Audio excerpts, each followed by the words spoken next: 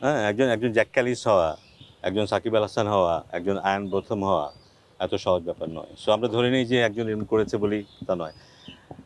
আ আমি জানি না সাকিবের জায়গায় সাকিবের পাশেও দাঁড়াতে পারবে কিনা। বাট আমার মনে হয় এই মুহূর্তে ও একটা অপশন যাকে নিয়ে আমরা হয়তো ভাবতে পারি কিছুটা হলেও ও ওই রোলটা প্লে করতে পারবে। এটা মনে হয় সবচাইতে বেশি ভোগাবে নির্বাচকদের। কারণ এতদিন তারা যেভাবে দল নির্বাচন করতে অভ্যস্ত তার থেকে বেরিয়ে আসতে হবে তাদেরকে। সো হয়তো আমরা একটা বলার কম নিয়ে খেলবো কিংবা একটা ব্যাটার কম নিয়ে খেলবো। এটার সাথে অভ্যস্ত হতে একটু সময় লাগবে। বাট হতে হবে।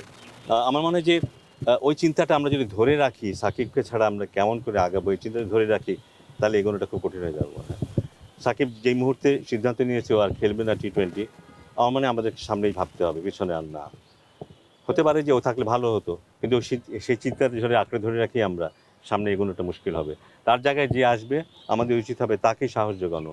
সে যেন সাকিবের অভাবটা পূরণ করতে পারে বা পুরো দল মিলে যেন সাকিবের অভাবটা পূরণ করতে পারে, সেদিকে আমাদের ফোকাস করা উচিত হবে। স্যার মিরাজ কি একটা সময় মনে করা হতো সাকিবের উত্তরসূরি হিসেবে বাংলাদেশ ক্রিকেট থেকে কাজ করবে, লম্বা সময় ধরে টি টোয়েন্টিতে নেই, সাকিব না থাকার কারণে তার জন্য সুযোগটা বেড়ে গেছে কিনা, কিংবা তাকে নিয়ে আসলে ক্রিকেট বোর্ডের এক্সপেকটেশনটা কি?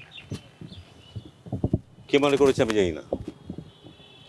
আমি আবারও বলি এগুলো মানে সাকিবের রিপ্লেসমেন্টটা আমরা যদি ওইভাবে ধরে নিই, কেউ একদিন একটা 100 মেরেছে, কেউ একদিন একটা 5 উইকেট পেয়েছে, তার পরের দিনই ধরে নিই হ্যাঁ পেয়ে গেছি ইউরেকা।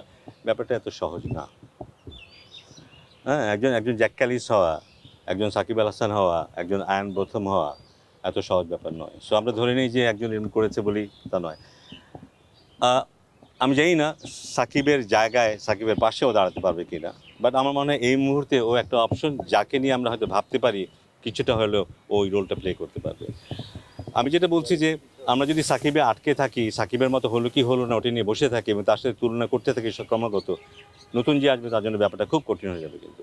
তাকে তার মতো করেই খেলতে দিতে হবে কিন্তু। মিরাজ যদি সাকিবের জায়গায় খেলে, ও মিরাজ হয়ে খেলুক। আর কারোর সাথে তুলনা না করাই ভালো। তাহলে বোধহয় ওর সবচাইতে ভালো খেলাটা খেলতে পারবে। এবং এমন খেলতে কোনোদিন যদিও সাকিবের মতো হতে পারে খুব ভালো। কোনদিন তার চাইতেও ভালো হয়ে যায়। Nothing better then that. But এখন ওকে মিরাজের মতোই খেলতে দেওয়া উচিত।